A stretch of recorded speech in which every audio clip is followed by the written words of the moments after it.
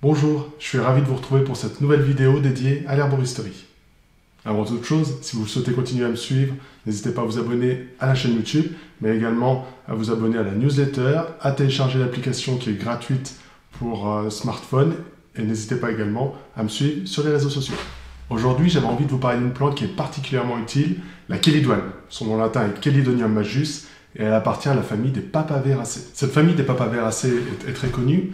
Elle est composée notamment de plantes comme le coquelicot ou encore les pavots, pavots à opium ou pavots de Californie, les Scholzia. Aujourd'hui, on va s'intéresser donc à la chélidoine qui fait partie de cette famille des Papaveracées. La chélidoine est une plante assez commune dans toute l'Europe. On la retrouve énormément au pied des vieux murs, et là où elle s'installe, généralement, si elle s'y plaît bien, vous allez la retrouver plusieurs années. C'est donc une plante vivace, c'est-à-dire qu'elle peut vivre plusieurs années, et elle peut ainsi résister à l'hiver sans aucun souci. La tige porte des fleurs jaunes, facilement reconnaissables à 4 pétales. Les feuilles sont composées de plusieurs folioles que l'on décrit comme étant lobées. Si l'on casse la tige, on va pouvoir extraire une sève pâteuse que l'on appelle latex, qui est de couleur jaune-orangé. La chélidoine est composée de nombreux alcaloïdes, dont le principal est la chelidonine. Cette plante va également contenir d'autres constituants, comme l'acide chelidonique, ou encore des enzymes qui vont avoir la propriété de digérer les protéines. Ça va nous être très utile pour l'utilisation principale de cette fameuse chélidoine.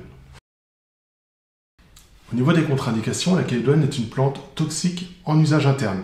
Même si certaines sources recommandent d'utiliser la chélidoine en usage interne pour ses propriétés cholérétique, donc qui va favoriser la sécrétion de bile, mais également cholagogue, qui va améliorer l'évacuation de cette bile. Je vous déconseille vivement d'utiliser la chélidoine en usage interne sans l'avis d'un expert, dans la mesure où c'est une plante qui est toxique, notamment à cause de ses alcaloïdes. Marie-Antoinette Mulot, une herboriste réputée, rapportait que certains thérapeutes conseillaient la chélidoine en bain de pied, mais elle a eu affaire à des personnes qui se sont intoxiquées, parce que ces personnes n'avaient pas bien compris la posologie, c'est-à-dire qu'elles se sont amusées à boire cette préparation qui devait servir en bain de pied.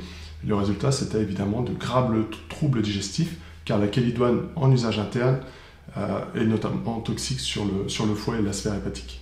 Si on vous conseille d'utiliser la chélidoine en usage interne pour ses propriétés digestives, stimulantes de la vésicule biliaire, je vous conseille plutôt de vous tourner vers d'autres plantes qui sont bien plus faciles à utiliser, comme l'artichaut par exemple.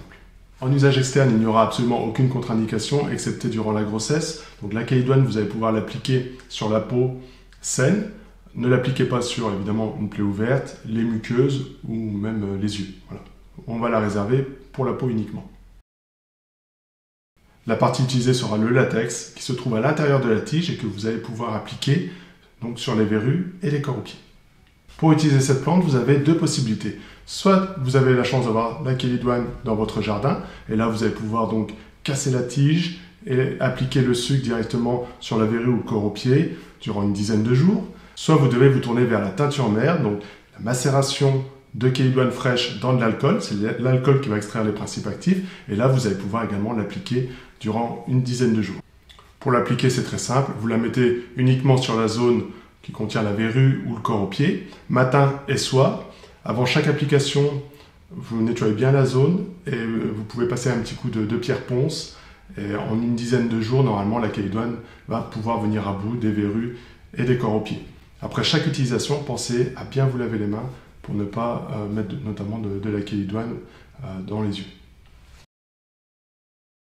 Pour les verrues les plus tenaces, vous allez devoir associer la chélidoine avec certaines huiles essentielles. Je vous montre la recette tout de suite.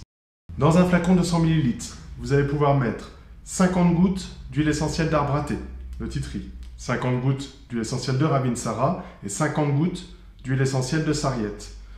Vous allez ajouter en plus de ces 150 gouttes d'huile essentielle, 50 ml de teinture mère de chélidoine et vous pourrez appliquer donc cette préparation matin et soir après la toilette et là encore après avoir au préalable frotté la zone avec une pierre ponce. Attention, cette recette est contre-indiquée durant la grossesse, l'allaitement et chez l'enfant de moins de 6 ans. Cette petite recette aromatique donne également d'excellents résultats sur les sarcoïdes verruqueux sur les chevaux. J'espère sincèrement que vous avez apprécié cette nouvelle vidéo dédiée à l'herboristerie. Je vous dis à très bientôt et prenez soin de vous.